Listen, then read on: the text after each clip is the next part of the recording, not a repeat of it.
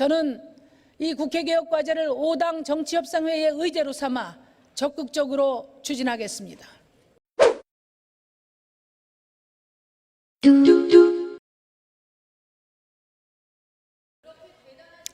공수처 반대는 곧 검찰개혁을 반대하는 것입니다. 소수 정치검찰들이 정치권력과 결탁해 민주주의를 농단하고 국민주권 위에 군림하는 형태는 용납되어서는 안 됩니다. 공수처 설치와 검경수사권 조정은 미룰 수 없는 과제입니다. 자유한국당은 공수처가 권력에 보입을 하는 얼토당토하는 주장을 펴고 있습니다. 20년 전부터 검찰개혁 방안으로 제기되어 온 공수처가 정말 정권 보입을 하면 아마 이명박 박근혜 정권이 만들어도 벌써 만들었을 것입니다. 공수처를 핑계 삼아 검찰개혁을 무산시키려는 시도는 결코 성공할 수 없습니다. 그 시대로 돌아가지 않습니다. 저와 정의당은 공수처가 완벽한 제도라거나 절대선이라고는 생각하지 않습니다. 패스트트랙에 올라간 공수처 법안의 수정과 보완도 필요합니다. 그러나 검찰이 돈과 권력 앞에 눈 감고 은폐해온 고위공직자 부패 범죄를 제대로 단죄하기 위해서 검찰과 사법부에 만연한 제19 감사기를 근절하기 위해서 공수처는 필수 불가결한 개혁입니다. 공수처 법안은 노회찬 전 의원이 20대 국회에서 처음으로 발의한 법안입니다. 정의당은 고 노회찬 의원의 유지를 받들어 이번에 반드시 처리할 수 있도록 최선을 다하겠습니다.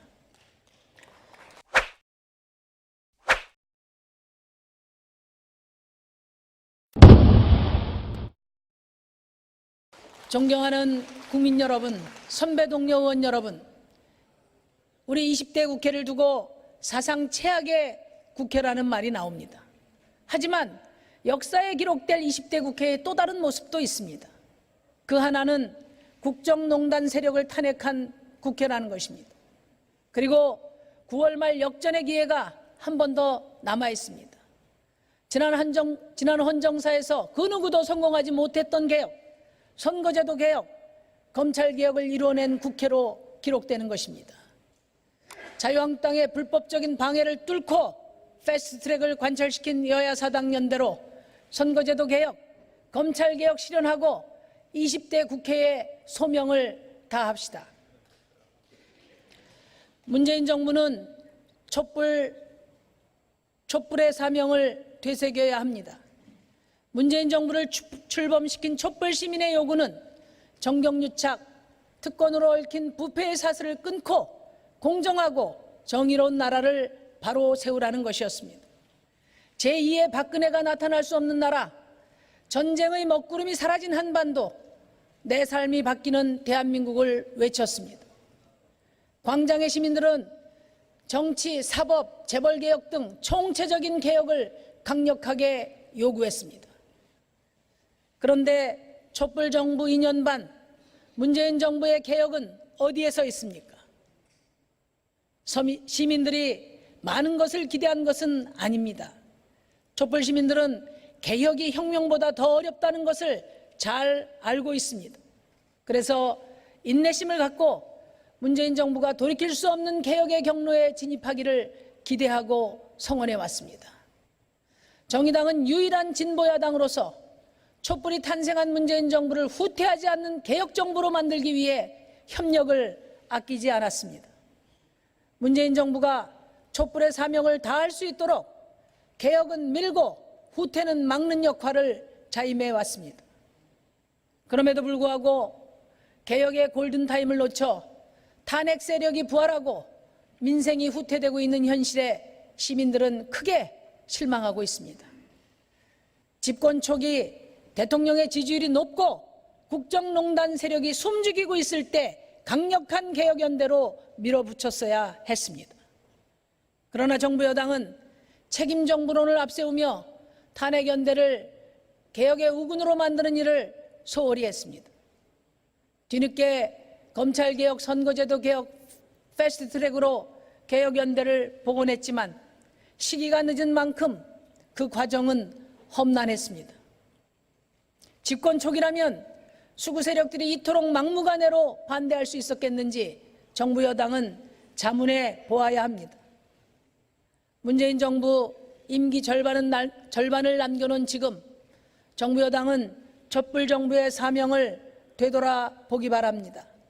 새로운 사회를 열망하는 촛불 민심을 모두 대통령과 여당을 향한 환호와 지지로 착각하지는 않았는지, 집권 포만감에 젖어 개혁의 황금 시기를 놓친 것은 아닌지 뼈아픈 성찰을 요구합니다. 문재인 정부의 노동존중 사회는 길을 잃었습니다. 문재인 대통령은 취임 직후 인천공항을 첫 방문지로 선택해 비정규직 제로를 선언했습니다.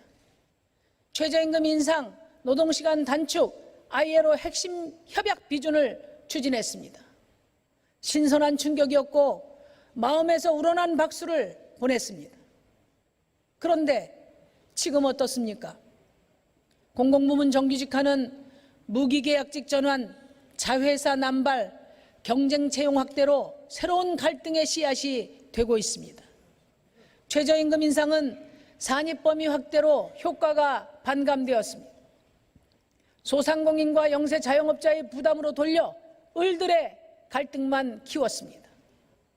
모든 대선 후보가 조건 없는 주 52시간제를 약속했지만 52시간제는 계속 발목이 잡히고 있습니다. 그도 모자라 탄력 근로제 확대 적용을 추진하고 있습니다. 또 ILO 협약 비준은 재계의 무더기 노동 계약으로 나타나고 있습니다. 노동정책의 후퇴의 불가피한 이유로 경제 상황 악화를 말합니다. 저는 거꾸로 묻고 싶습니다. 언제는 아니었습니까? 이명박 박근혜 정부 때는 다른 이유가 있었습니까? 노동자들은 언제까지 경제 논리 앞에 희생되어야 합니까? 문재인 정부의 경제도 노동의 희생에 의지해야 하는 그런 경제입니까?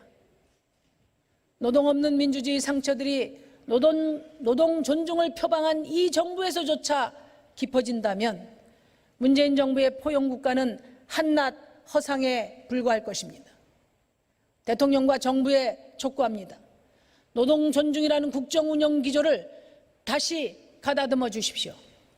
비정규직 사용 사유 제한이라는 대선 공약 이행하고 공공기관 비정규직 제로 약속 제대로 지키십시오. 탄력 근로제 단위시간 연장 중단하고 ILO 협약 비준에 끼워 팔게 하려는 노동법 개혁안을 철회하십시오. 16년째 방치된 공무원 노조 해고자 복직, 김용균 특조위의 22개의 권고사항 즉시 이행해 주십시오.